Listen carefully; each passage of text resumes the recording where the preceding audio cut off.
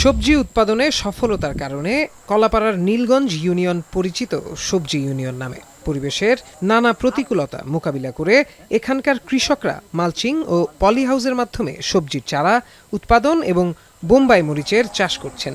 শুধু নীলগঞ্জ ইউনিয়নে বোম্বাই মরিচ এবং কাঁচামরিচ চাষ হচ্ছে 5 থেকে 6 হেক্টর জমিতে। প্রত্যেক কৃষক বোম্বাই মরিচ বিক্রি করে আয় করছেন 50,000 থেকে 1.5 লাখ টাকা। ফলে দিন দিন কলাপাড়া ও আশপাশের এলাকায় আধুনিক পদ্ধতিতে মরিচ চাষাবাদের পরিমাণ বাড়ছে।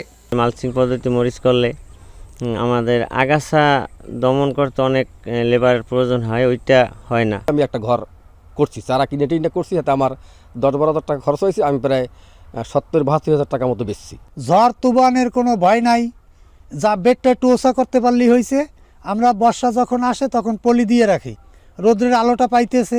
রিমাল গেছে, আপনার অন্য যে ঘূর্ণিঝড়গুলো গেছে, এই ঘূর্ণিঝড়গুলো কোনো আশা করি আমাদের কোনো সমস্যা নেই। এখনও আমাদের এই মাঠে এখনও ফসল আছে। এই নাগামরিচ প্রতি বছর আমার গড় হারে অন্তত 3 থেকে 4 লাখ টাকা বিক্রি হয়।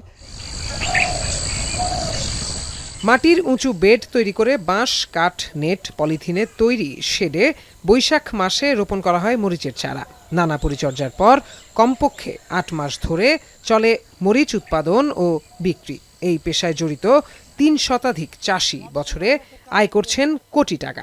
স্থানীয় পর্যায়ে চাষাবাদের ধারাবাহিক উন্নয়ন অব্যাহত রাখতে কৃষকদের প্রশিক্ষণ ও পরামর্শ প্রদান করছে কৃষি অধিদপ্তর।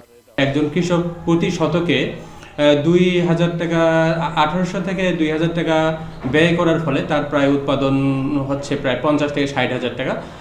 এর ফলে কৃষকরা অত্যন্তই উপকৃত হচ্ছে। আমরা কৃষি সম্প্রসারণ অধিদপ্তর কলাপাড়া পটুয়াখালী থেকে কৃষকদেরকে প্রতিনিয়ত এই বিষয়ে উৎসাহ প্রদান করতেছি। দুর্যোগ মোকাবিলার এই পদ্ধতিতে নিরাপদ সবজি চাষ শুরু হওয়ায় দক্ষিণাঞ্চলে কৃষিতে বৈপ্লবিক পরিবর্তন আসবে বলে দাবি অভিজ্ঞ মহলের। এখন কলাপাড়া।